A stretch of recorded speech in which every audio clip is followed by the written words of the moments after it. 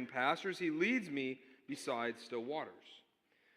Now, most of you know Psalm 23. Some of you may know it by heart. We can read Psalm 23 when we are in need of rest, when we're in need of something we don't have at that moment. Oftentimes when we're stressed, it's because we are lacking something, right? Maybe we need a little bit more sleep. Maybe we need a little bit more sustenance. Maybe we need a little bit more exercise. Maybe we just need a few quiet moments. As we read Psalm 23, we should be focused on the Lord, and that we should take all of our needs and all of the things that burden us to Him.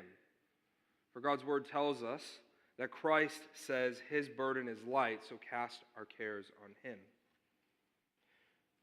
But in order to really understand what's going on in this psalm, I think we should look back at the Hebrew. I won't read the Hebrew for you, but the first thing I want to look at is this theme of not wanting. I shall not want. Now, the Hebrew word there actually means to not lack, right? Not wanting, not lacking, they're somewhat the same. But the picture painted for us by the Hebrew is different. When I was growing up, as a child, I wanted cool things, shiny things, right? I wanted awesome things. I still like cool and shiny things. I think we all do. But this idea of wanting is different than lacking. For instance, now as an adult, I want a house that sits on 10 acres. Is it wrong to want a house that sits on 10 acres? No. Do I need a house that sits on 10 acres? Also no. But if we change the word from want to lack, we get a different understanding. David is saying that because the Lord shepherds him, he will lack nothing in the presence of the Lord. The sheep that David shepherds do not lack because he cares for them. And so David does not lack because God cares for him. He makes sure they have what they need.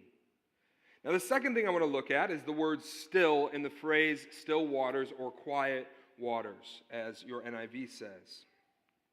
It's the same word that means to rest. It means the quiet place. It means the dwelling place of God.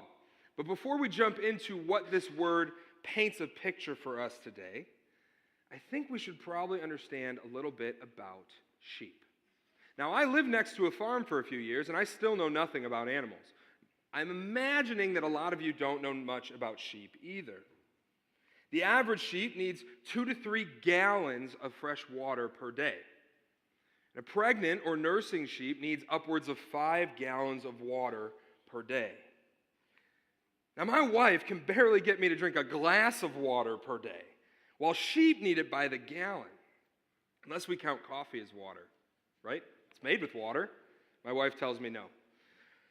Anyways, sheep, they need a lot of water per day. But interestingly enough, sheep will almost always avoid running water. They will avoid streams and rivers. Why is this? Because running water poses danger to them.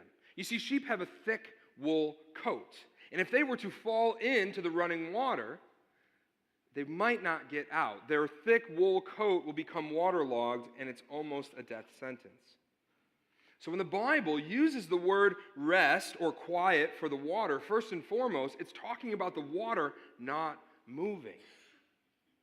You see, shepherds would even have to go as far as blocking running streams as best they can with rocks and logs in order to get the sheep to drink, because they wouldn't drink if the water was moving. Imagine that. An